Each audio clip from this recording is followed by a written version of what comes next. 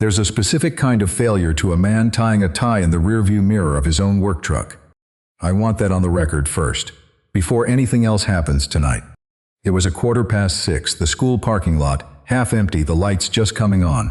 I had the visor flipped down and the little vanity mirror angled at my throat, and I was getting the knot wrong for the third time. Too short on one end. Then somehow too long on both, which I didn't think was geometrically possible. My hands knew how to strip a 30-amp line in the dark, but they did not remember this. I'm Owen, I'm 41, I run wire for a living. The tie was navy with a thin diagonal stripe, and it had lived rolled up in my glove box for 2 years, next to the registration and a half-eaten roll of antacids. The collar of my one good shirt was pressing into my neck like an accusation. I don't dress up. There is nothing in my week that asks me to. You don't run conduit in a tie, and you don't wear cufflinks into a crawl space.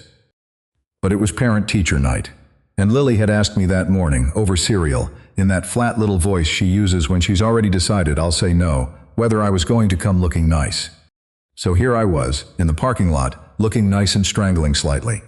Let me tell you about Lily, because honestly she's the only part of this I'm any good at explaining.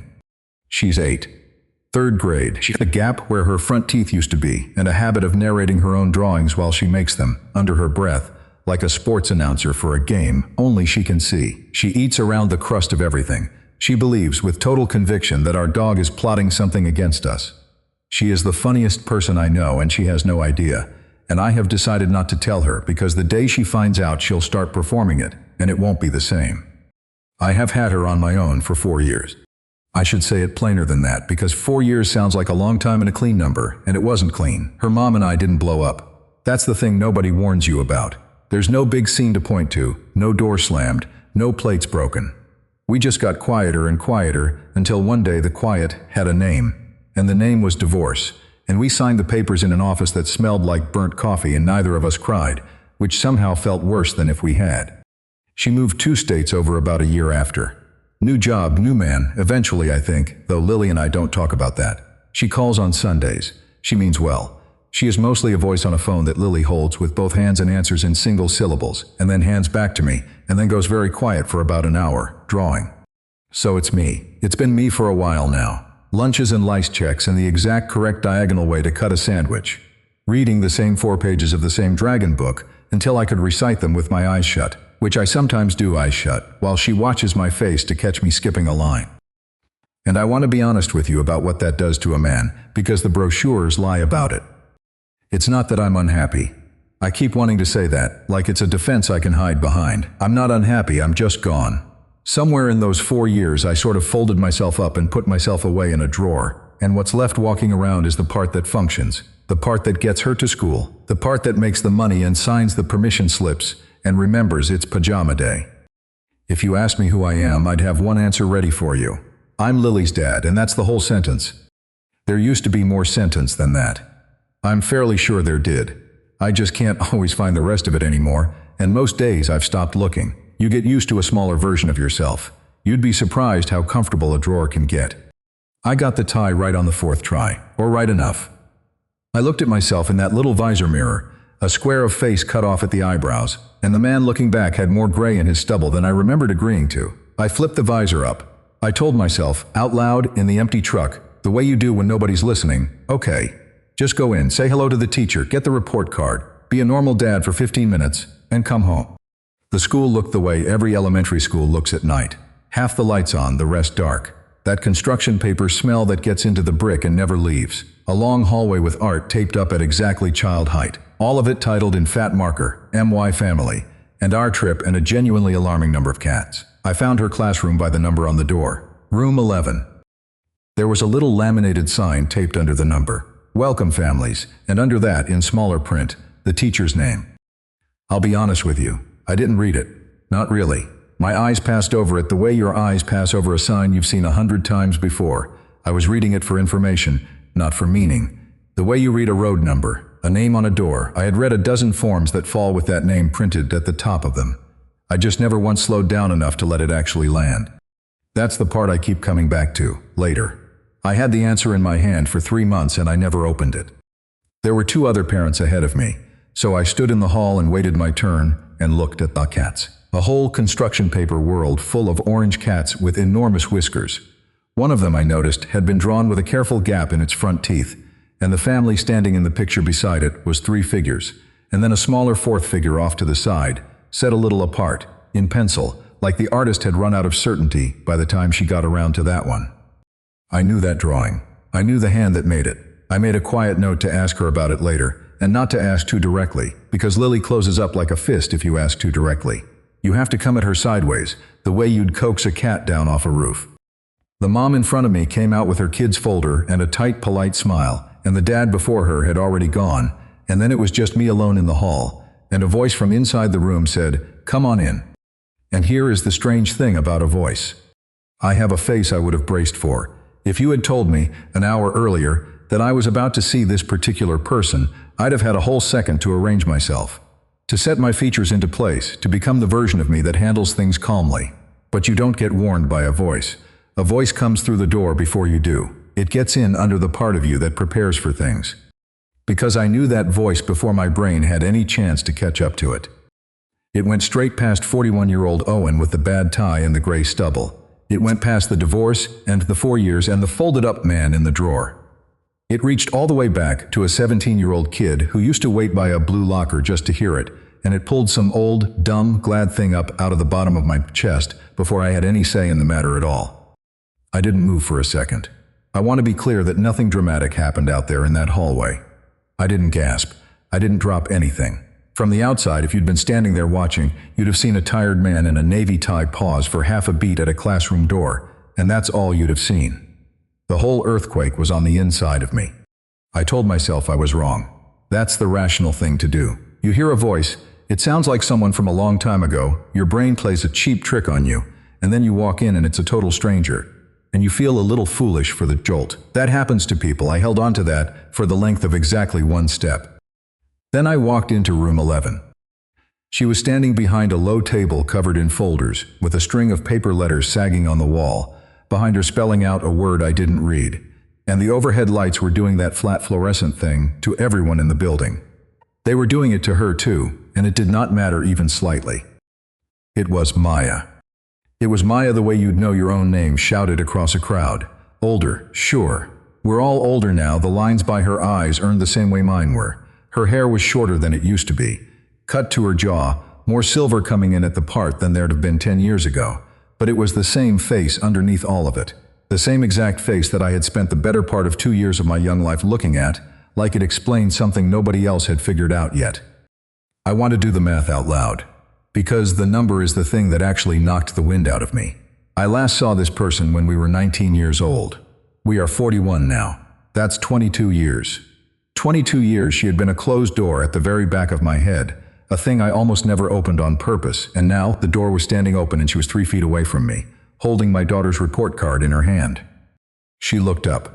She had Lily's folder already half extended toward me, the smile already on, the professional one, the warm but efficient one teachers must wear 40 times a night. "Hi," she started, "you must be Lily's da." And then she stopped.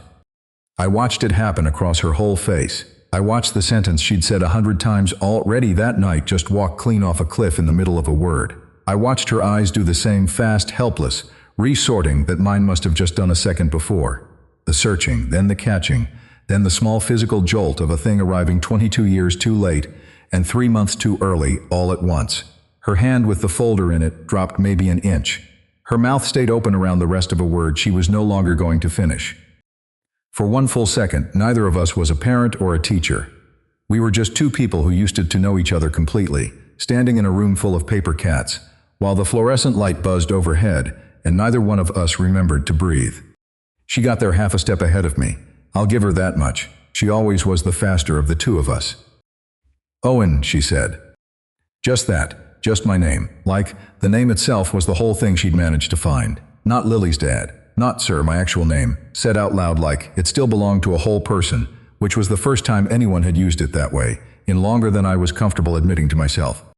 And I stood there in my one good shirt with the knot sitting slightly off-center at my throat, and I felt the careful, folded up, 4 years quiet thing in my chest come loose at one corner, like a seam giving.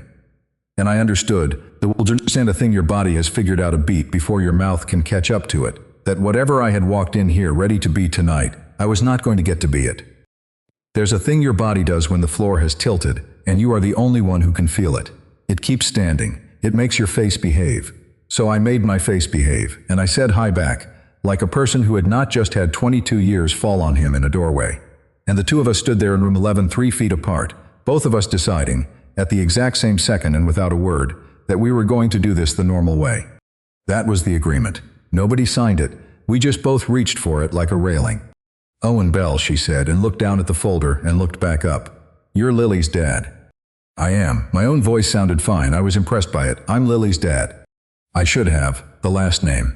She let out a small breath, almost a laugh, and didn't finish the sentence, which I appreciated, because I didn't have the end of it either.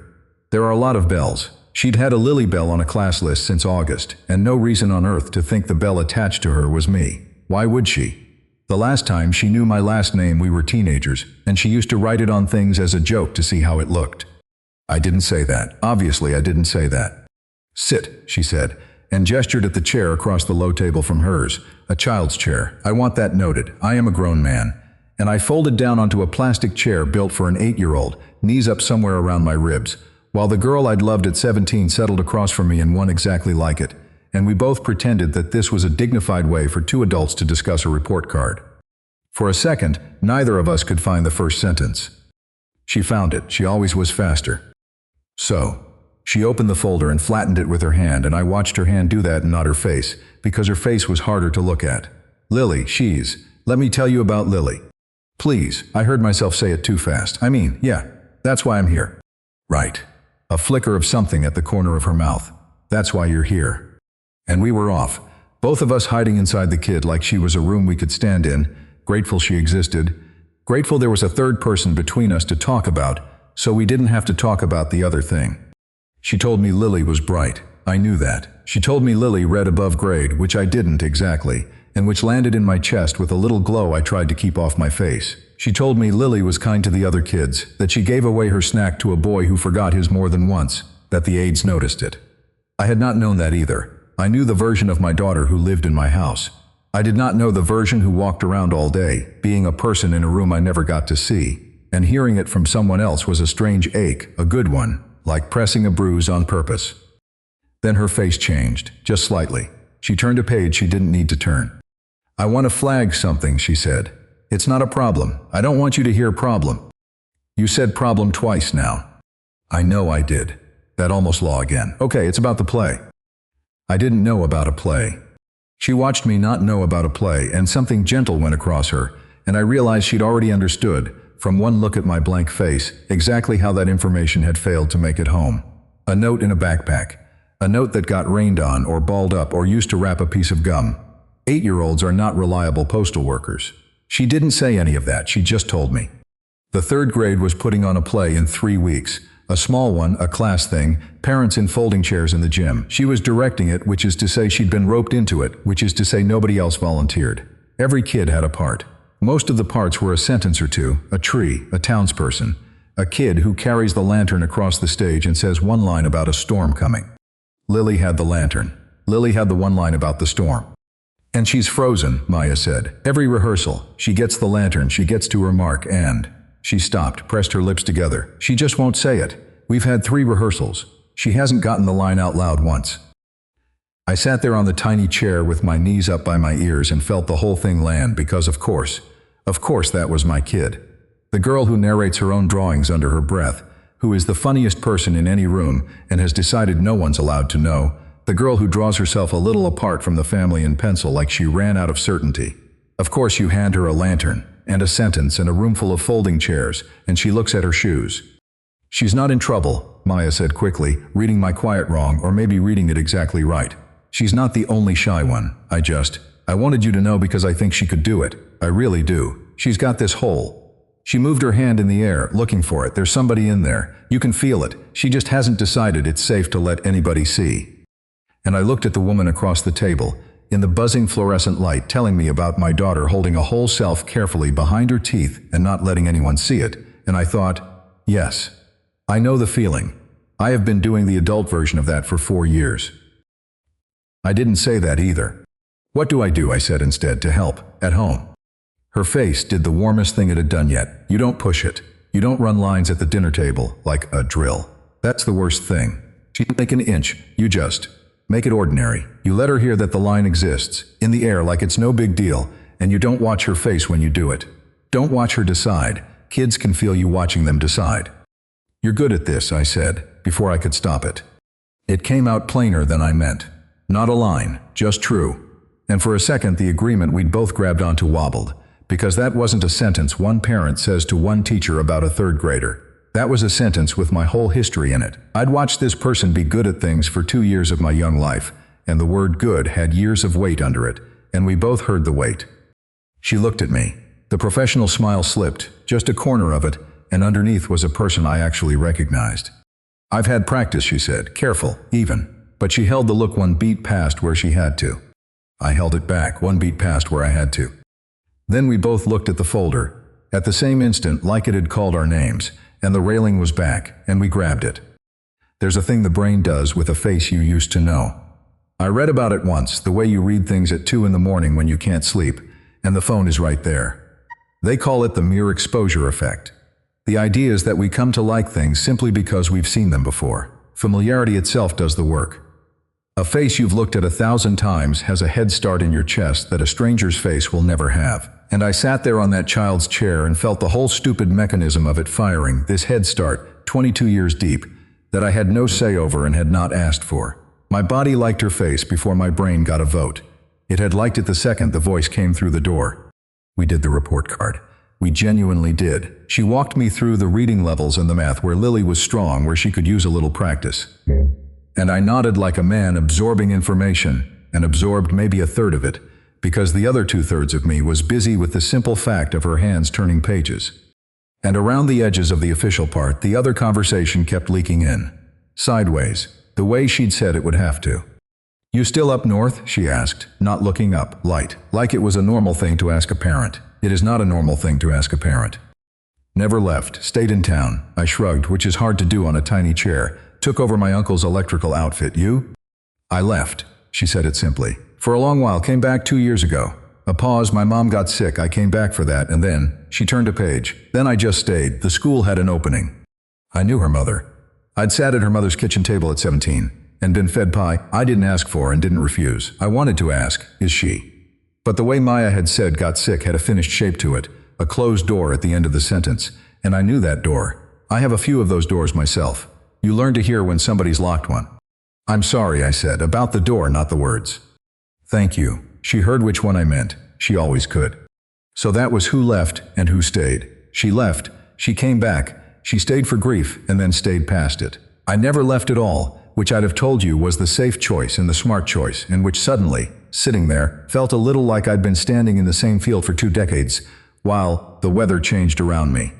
I don't know why her leaving and coming back sounded braver than my staying, it just did. It sat there between us on the table next to the folder. "And you," she said. Not a question, carefully not a question. She tapped the corner of Lily's folder, the family drawing tucked behind the report. 3 figures and the 4th one a little apart in pencil. "It's just you and her?" "It's just me and her." She nodded. She didn't say sorry, which I was grateful for. She didn't say anything about how, which I was more grateful for. She just took the information in, the way you take in weather, and let it be true without making me hold it up to the light. "She's lucky," Maya said quietly. "Whatever else, she's got a dad who put on a tie." I felt my hand go up toward the knot before I could stop it. "It's crooked. It's a little crooked." And then, because she could not help it, because she never could, the corner of her mouth went and she said, "You always did fight a collar. Seen your pictures. You looked like the shirt was attacking you." It got out of me before I could close the gate. A laugh. A real one. Not the polite kind. The kind that surprises you on its way up. Because I remembered those pictures. I remembered being 17 and red-faced in a borrowed shirt with this exact person 3 feet to my left in the photographer's waiting room, making it 10 times worse by narrating my struggle under her breath, and the memory was so specific and so far away and so suddenly close that the laugh just came. And she laughed too. At the same time, the 2 of us on tiny chairs in an empty school at night laughing at a photograph from before either of us was a whole adult. It lasted about a second and a half, and then we both heard it. We both heard how easy it was, how fast we'd fallen back into a rhythm 2 people don't get to have after 22 years and a door each, and I watched her pull back from it the same exact instant I did.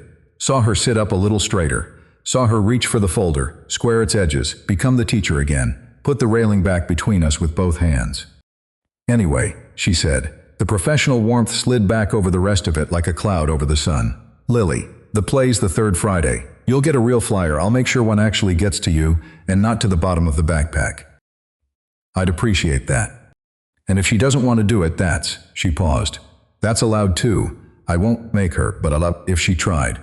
She closed the folder and held it out across the table, both of us reaching, careful not to let our hands meet on it, the handoff choreographed like we'd rehearsed. She's got more in her than she's letting out. I'd just hate for her to learn this young that hiding is safer. I took the folder. I looked at it instead of her, because that one had gone in deep, and I didn't trust my face for a second. I'd just hate for her to learn this young that hiding is safer. She was talking about an 8-year-old and a lantern. I knew that. She had no idea she was also describing the man on the tiny chair in front of her, the one who'd folded himself into a drawer 4 years ago and gotten comfortable, who had one sentence ready when anybody asked who he was. She didn't know that. She couldn't have, and yet it sat in my chest like she'd reached across the table and set it there on purpose. I stood up. My knees made a sound I chose to ignore. There were no more parents in the hall behind me. The building had gone quiet around us, just the buzz of the lights and a janitor's cart squeaking somewhere 2 rooms over. And I understood that my 15 minutes were up, had been up, that the next parent would have come and gone already if there had been one, and that the only honest reason to keep standing in room 11 was a reason I was not going to say out loud. "Thank you," I said, "for all of it. She's lucky to have you in there with her." Something moved across Maya's face. The careful thing slipped, just for a half second, just enough for me to see that she was holding a railing too, that the agreement we'd grabbed in the doorway had cost her something to keep, same as me. "It's good to see you, Owen," she said, quiet, off the script. "My name again?" Said like it belonged to a whole person. "It really is." I didn't. She stopped. Squared the folder she was no longer holding. "I'm glad it was you," at the door. "Me too," I said. And I should have left. I had the folder, I had the report, I had the play date on the calendar, and a crooked tie and 22 years sitting in my chest like a stone. I had everything a normal dad walks out of a parent-teacher conference with, and a great deal that a normal dad does not. The smart thing, the safe thing, the thing the man in the drawer would have done, was to nod and turn and walk back down that hallway of construction paper cats, and drive home, and never, ever, let himself think about room 11 again. I got as far as the door. I had my hand on the frame. "Maya." She looked up, and I felt the whole 4 years folded weight of myself lean toward saying a true thing, the way you lean off a high place before you've decided to jump, and I caught myself at the very edge of it, because it was too much, too fast in a child's classroom with a janitor squeaking 2 doors down. So I didn't jump. I asked her something smaller instead, something with a door I could keep my hand on. "The play," I said. "When are the rehearsals, the next ones? In case Lily wants. In case I should." Her face did something I'd spend the whole drive home trying to name. "Thursdays," she said, "after school. 4 o'clock. There's a..." She tilted her head, careful, testing the weight of it. "There's a coffee place across the street. Parents wait there sometimes, while the kids run it." "Thursdays," I said. 4. "Thursdays, 4. She held my eyes 1 beat past where she had to for the lat night, and we both let it happen, and then she let it go. "I'll save you a chair, Owen, a real one, grown-up sized." I went out into the hallway of cats with my daughter's folder in my hand and a Thursday in my head, and I made it all the way to the truck before I let myself feel the size of what had just quietly started. I went to the first Thursday telling myself it was for Lily. I told myself that the whole drive. I had a folding chair in my head and a coffee place across the street and a daughter who needed to be picked up at 5, and those were all true things, and they made a fine wall to stand behind, and I stood behind it. Lily ran into the gym with the other kids and didn't look back, which is its own small heartbreak, and I crossed the street to the coffee place, with my hands in my jacket, like a man with nowhere particular to be. Maya was already there, grown-up chair. She'd saved me one. That was how it started, the Thursdays. It was a real place, the kind with mismatched mugs and a bell on the door that scared you the first 3 times. 2 other parents came the first week and sat by the window and left after 20 minutes. After that, it was mostly just us, because the other parents had jobs that didn't end at 4, and lives that didn't have a hole in them shaped exactly like this. We had an hour. The kids ran the rehearsal across the street with a college girl Maya trusted, and Maya and I sat with 2 cooling coffees and talked about a play, and then about everything that wasn't a play. We were good at it for a while. The hiding inside the kid. We talked about Lily the way you'd talk about weather you both happened to be standing in. How the lantern was going. How she'd gotten to her mark twice now and almost, the line still wasn't coming, but she wasn't crying anymore, which Maya said was the whole game at that age. Get them to the edge without the edge scaring them. Let them stand there a while. Don't watch them decide. And around Lily, the way it always had to, the other thing kept leaking in. I learned things across those Thursdays. Slow ones. She drank her coffee black now, which she hadn't at 17, when she'd put so much sugar in it that it stopped being coffee. She'd taught in 3 different towns before this one. She'd had a cat that died last spring and hadn't gotten another, because she wasn't sure she'd be in this town long enough to be fair to one. And that sentence sat funny in my chest for a reason I didn't poke at. She knew a frightening amount about the worst movies ever made. She still narrated under her breath when she thought no one could hear, and now I was the only one close enough to hear it, and I'd catch the tail end of some private commentary about the man at the counter or the dog tied up outside. And I'd have to look at my coffee so she wouldn't see my face do what my face wanted to do. It was the 4th Thursday that it stopped being small talk. I should have seen it coming. You build a thing an hour a week, you don't get to keep it polite forever. It rained that day. Hard enough that the bell on the door stopped scaring anybody because nobody came in. The owner went in the back. It was just us, and the rain on the window and the 2 mugs. And Maya was telling me about her mother, which she hadn't shown before, not really. Not past the closed door she'd shut on it in room 11. She told me about coming back to this town to watch a person disappear in pieces. She told me about the year of it. The casseroles from neighbors. She didn't know. The way the house got quiet in a way a house gets quiet only once. After? That was the plan. Bury her, sell the house, go back to my life. She turned the mug, a quarter turn on the table. And then I just didn't. The school had an opening and I took it and I told myself it was temporary and that was 2 years ago. She looked up. I don't actually know what I'm doing here, Owen. I want that on the record. People think I came home on purpose. I came home for a funeral and then I couldn't think of a reason good enough to leave again. I sat with that. The rain did some of the talking. That's not the same as failing, I said. No. A small breath, but it's not the same as choosing either. I spent a lot of my 20s very sure that leaving made me brave. She almost laughed. And here I am back where I started, in a worse job than I had, telling a story about being temporary, so I don't have to admit I just stopped. I'd had her pegged, those first weeks, as the one who won, the one who left. I'd been sitting on my tiny chair in room 11, making her leaving into something braver than my staying, like she'd gone off and lived a whole brave life while I rusted in place. And here she was telling me the leaving cost her, and the coming back cost her more, and the years in between had a hole in them too, just a different shape than mine. She wasn't the untouched one. There's a comfort in finding out that the person across the table is also just patching a thing they don't talk about, and there's a danger in it too, because that's the kind of thing that pulls 2 careful people off their separate walls. Why didn't you ever? I said and stopped, because it wasn't my business and I knew it wasn't. Marry somebody? Have the whole thing? She said it for me, so I didn't have to. She always could. I got close once. He was kind. He wanted the whole thing. She looked out at the rain, and I kept waiting to feel like I couldn't lose him, and I never did. And one day he asked me why I held a piece of myself back like rent I might need, and I didn't have an answer, and that was the answer. She wrapped both hands around the mug. I'm good at the door. I told you that. I've had practice. I just didn't tell you I practice on people too. There's a word for what she'd just done. I'd read about it, the same way I read about everything, at the hour of night, when the phone is the only light in the room. Self-disclosure, they call it, when you let somebody see the part you usually keep behind your teeth. It's no small thing. It's the actual machinery of how 2 strangers become anything else. You hand over a piece you can't take back, and you watch what the other person does with it. And that, watching, she'd just handed me one. The rent she might need. The piece she holds back. She'd set it on the table between the 2 cold mugs, and now she was looking at me to see what I'd do with it. And for about 4 seconds, I almost did the bravest thing I'd done in 4 years. I felt it the way I'd felt it at the classroom door, that lean. The whole folded weight of me tipping toward saying a true thing back, because that's how it's supposed to work. She gives you a piece and you give one back, and the table gets a little less lonely. I had the true thing right there. I could feel the shape of it. I could have told her about the drawer, about being a sentence, about 4 years of being nothing but Lily's dad, and how some nights I stood in my own kitchens at 11 o'clock and couldn't have told you one thing I wanted for myself if you'd held my hand to a flame. I had it all the way up to my teeth. And I flinched. I don't have a prettier word for it.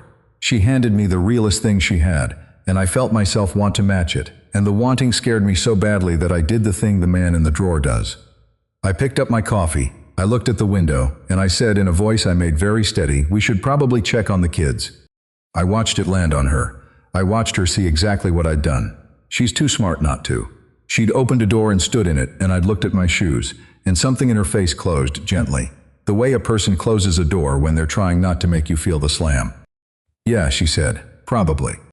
And we walked out into the rain and across the street, and didn't say the next thing, and I picked up Lily, and Maya said, "See you Thursday," in the teacher voice. And I drove home with my daughter narrating the rehearsal in the back seat and a stone in my chest that was entirely my own fault. That should have been the worst of it. It wasn't.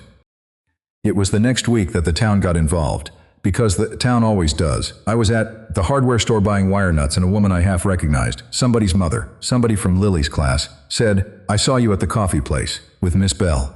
And she said it with a smile that had a question folded inside it, the kind of smile this town has been making at people since before either of us was born. "Cute," she said. "The way Mark's wife says cute. The way that means I have decided a thing about you and I will be telling others." I said something. I don't remember what.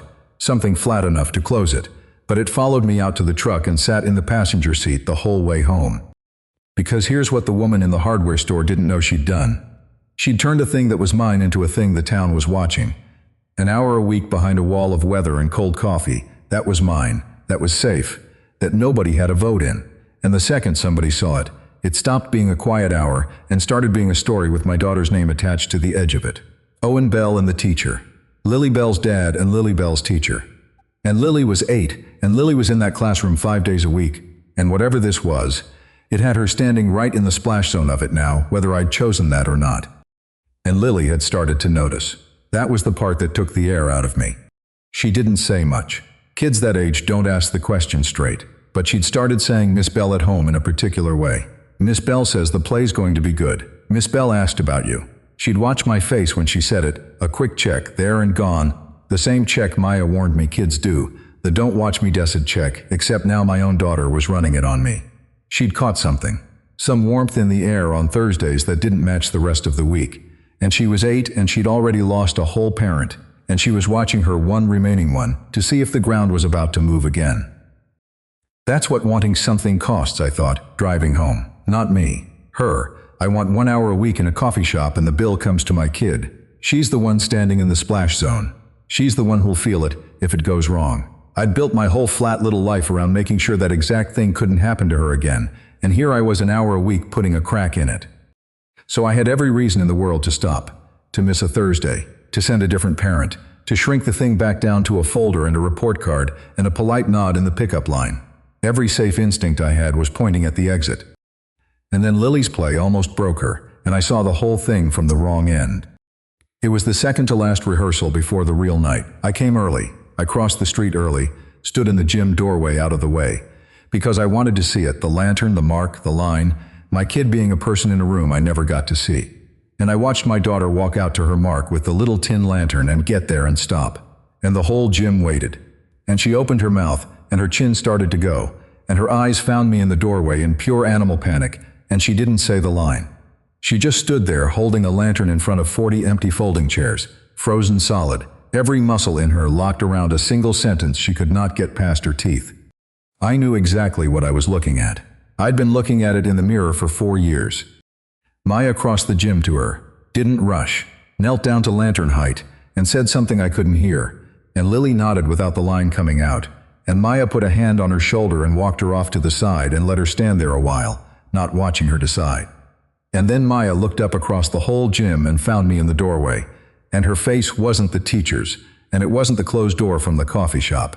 It was something plainer. It just looked at me, and looked at my daughter standing rigid in the corner holding everything in, and then looked back at me, and I swear to God it didn't have to say a word. She didn't either. She didn't say it. She just held the look one beat past where she had to, like she always did, and let me do the math myself. And I did the math myself, standing in that doorway, and it about took my legs out. Because there it was, the whole thing. My daughter frozen with a sentence stuck behind her teeth because somebody was watching her decide, and her father standing in the doorway who'd had a true sentence stuck behind his teeth in a coffee shop 1 week ago, and had picked up his cup and looked at the window rather than say it. The same animal, the same lock. Maya had said it in room 11, and I'd taken it home like a stone. I'd just hate for her to learn this young that hiding is safer. She'd been talking about an 8-year-old and a lantern, and she'd been describing the man on the tiny chair. And now here we both were, the kid and the man, the two of us, hiding in plain sight in the same gymnasium. And I was about to do the most cowardly thing a parent can do. I was about to ask my daughter to be brave while I hid. I was going to stand in folding chairland on Friday night and need her to walk out and say her line in front of the whole town. Need it the way you need your kid to be okay. And I was going to do it as a man who couldn't get 4 honest seconds out of his own mouth across a table from the one person he'd ever wanted. I was going to demand from an 8-year-old the exact courage I wouldn't spend myself. You can't do that. I knew it the second I thought it, knew it in the place where you can't argue with yourself. You don't get to ask somebody to walk out to their mark and say the scary thing out loud while you stand safe in the doorway with yours locked up tight. Courage isn't a thing you can hand your kid like a lantern.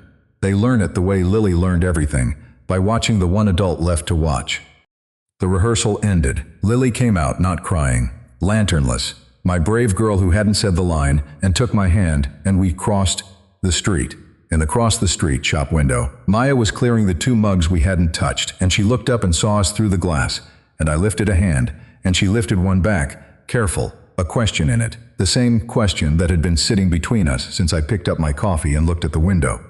I didn't have the answer yet, not the whole one. But I had the shape of it now, and the shape of it scared me worse than anything had in 4 years, because it meant the next thing I did couldn't be hiding. The flyer was on the fridge by then, a real one, the one Maya promised would make it home and not to the bottom of a backpack. 3rd Friday, 6 o'clock, the whole town in folding chairs, my daughter and a lantern and one line about a storm coming. And me, in the dark with everybody else, about to find out if I was a man who could ask his kid to do the brave thing without doing one himself, or whether for the first time in 4 years I was going to have to walk out to a mark of my own. The 3rd Friday came the way Fridays do when you've been dreading one. Too fast, and then all at once. I got Lily into the costume in our kitchen at 5 o'clock, a gray smock and a paper hat that did not want to stay paper hat shaped. And she stood very still while I worked the safety pin, the way she stands still at the doctor, not calm. The other thing that looks like calm from across a room. I'd been wearing the same animal stillness for 4 years, and I knew it when I saw it on my own kid. You don't have to be good, I told her. You just have to be there. She looked at me like she knew that was a lie adults tell. She wasn't wrong. The gym was full by 6. The whole town, more or less, the way it shows up for these things. Folding chairs in long rows under the basketball hoops, the good banner up, the construction paper world I'd walked past in the hallway 3 months ago now strung along the back wall in a line. I found a seat near the aisle. Not too close, close enough. And there she was, the other side of the gym, in a cardigan instead of the teacher clothes, herding 8-year-olds into a wobbling line behind a bedsheet they were using for a curtain. Maya, she didn't look for me. Or she did, and was better at it than I'd have been, because I never caught her doing it. I want to tell you I had a plan walking in. I didn't. I had the shape of a thing from the doorway last week, and a stone in my chest and a daughter in a paper hat, and that was the whole of what I came with. The play was about a storm, a town that sees one coming and what the people do in the hour before it lands. 8-year-olds in smocks, holding tin lanterns, narrating weather. It was exactly as good and as terrible as you'd want it to be. A boy forgot a whole speech and just stood there, grinning until the kid next to him fed it to him in a stage whisper the entire gym could hear. A girl took a bow in the middle, for no reason, and got the biggest laugh of the night. The parents around me did that low, warm rumble parents do. All of us watching our own kid and pretending to watch the play. And then it got to the part with the lantern. I knew it was coming the way you know your own street in the dark. The light changed, the other kids drew back, and Lily walked out alone to the center of the gym floor, with the little tin lantern in both hands to her mark. The exact mark she'd frozen on every time. She got there, she stopped, and the gym went quiet the way it's supposed to, the held breath quiet, the whole room leaning in for the small brave thing about to happen. And my daughter opened her mouth and nothing came out. I felt it in my own throat. That's the only way I can say it. I felt the line stick in her like it was stuck in me. Her chin started its slow betraying thing and went out across all those rows of faces, all that town. And the panic in them was the purest thing I have ever seen. She found me, of course she found me. the way she always finds me in a doorway. And she stood there frozen in front of the entire world holding a light, asking me with her whole face to make it stop. And here is the thing I had wrong, the thing I'd had wrong the whole time. I'd spent a week telling myself the brave thing, and the confession were two different errands. That first I had to fix me, the man in the drawer, the coffee I'd picked up instead of the truth, and then someday separately, cleaned up and certain, I could be the kind of father who asks his kid to walk out to a mark. Two tasks, one after the other. And I was sitting there in a folding chair watching my daughter drown in the exact lock I lived in, and I understood it was one task. It was always one task. You don't teach a kid courage by getting brave first in private where it's safe. There is no version of this where I get to be brave later, after, alone. The only place it counts is the place it scares you, in front of the people, with the light in your hands. So I did the thing. I didn't stand up and make a speech. I want to be clear, because I told you 4 sections ago that this isn't that kind of story, and it isn't. Nobody's eyes were on me. Every face in that gym was on the frozen girl in the middle of the floor. I was just a tired man in a navy tie in a folding chair, and what I did was small enough that the person on either side of me probably never saw it. I caught her eyes, and I held them. And I did the thing Maya do across 2 cold coffees and a whole gym, the thing she'd done to me in a doorway last week. I didn't watch her decide. I gave her my face, the whole open thing, no wall, no drawer, the seam I'd kept pinned shut for 4 years, just let all the way go where my own kid could see it. I let her watch her father be afraid right out in the open and do it anyway. I mouthed the first word of her line, just the first word. Not to feed it to her like the boy got fed, to stand in it with her. To say I'm out here too on a mark of my own. Look, it doesn't kill you. She watched me, 1 second too.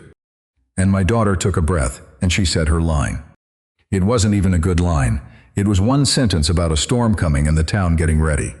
Her voice cracked clean down the middle of it, and she said it anyway. All the way to the end, the whole sentence. The one that had been stuck behind her teeth since September. The gym did the warm rumble, the soft scatter of the kind of clapping you do for somebody small who did a hard thing. She held the lantern up. She'd done it. I don't have good words for what that did to me. I've tried. Something I'd had folded up came open, and it didn't fold back. The rest of the play happened. The storm came and went, paper rain, and a flashlight for lightning. And the kids took a ragged, wonderful bow in a line, Lily on the end of it. Lantern still in her hand because nobody told her to put it down. She found me again over the heads of the clapping town, and she did not do the careful check this time. She just grinned the gap-toothed grin straight at me, full, no question in it, and I have been chasing that grin for 4 years without knowing it was the thing I was chasing. People stood, chairs scraped. The gym turned back into a gym. I found Maya by the side door, where the kids were being handed back to their parents in a happy mob. She had Lily's smock over one arm. She handed it to me without the crowd, and I almost took the smock and said something about the play being great and walked my daughter to the truck. I felt the old move come up. The coffee, the window. I had it all the way to my teeth, same as before. And I didn't pick up the cup this time. Maya. She looked at me then. The teacher face was mostly gone, just tired and careful and braced for me to do what I did in the rain. I picked up my coffee, I said. Last Thursday. You handed me the realest thing you had, and I looked at the window and I said, let's check on the kids. I knew exactly what I was doing. I've been thinking about it all week. The mob of parents flowed around us. Nobody was listening. It was the most private place in the world, that loud doorway. I do that. I've been doing it for 4 years. There's a version of me I folded up and put in a drawer the year Lily's mom left. And the part that stayed out knows how to make the money and cut the sandwich, and it is very, very good at picking up the coffee. She didn't say anything. She does that. Lets you get to the end of it yourself. You said in room 11 you'd hate for her to learn this young, that hiding is safer. My voice did the thing Lily's did. I let it. I made my kid do the brave thing tonight while I sat there. I'm not doing that. I'm not asking her for something I won't spend.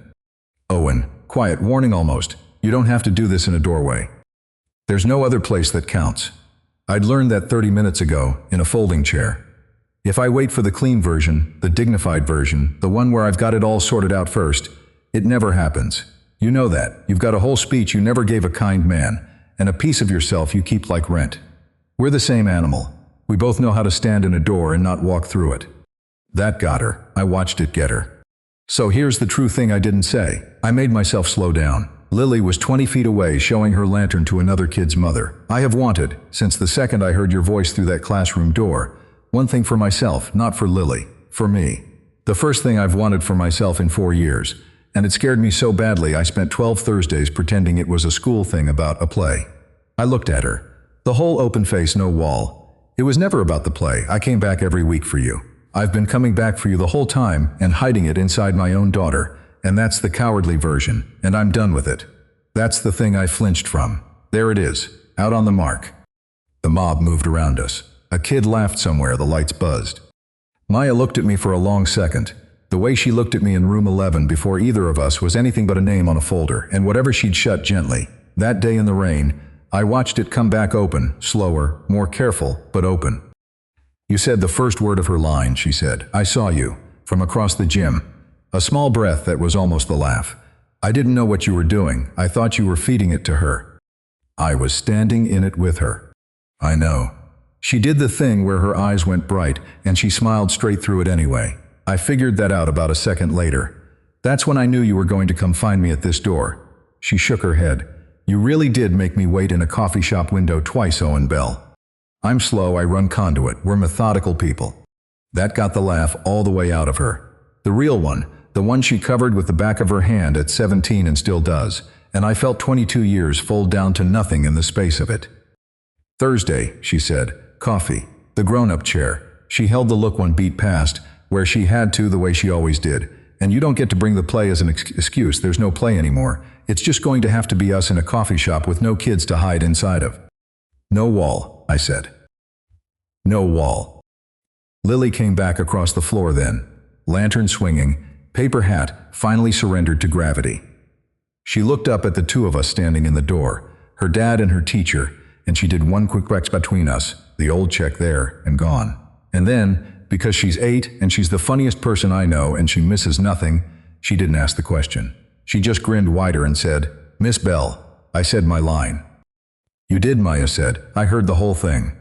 My dad helped. Lily looked at me, from his chair. He did the first word with his mouth. I saw that too, Maya said.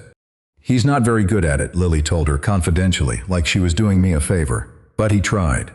And the two of them laughed, my daughter and the girl I loved at 17, in a doorway in a loud gym at me. And I stood there in my bad navy tie, holding a gray smock and a paper hat, and I let it happen, all of it, the whole open seam of it, and I did not fold a single thing back up. We drove home, the three of us. Maya followed in her own car, because some things you do slow and not all in one night. Lily narrated the whole play from the back seat, every kid's mistake, the bow girl, the boy who forgot his speech, the flashlight lightning. She told it the way she narrates her drawings, under her breath and then loud, a sports announcer for a game only she had played in. I drove and I listened, and somewhere on the dark road between the school and our street I noticed something I hadn't noticed in 4 years. I was thinking about what I wanted.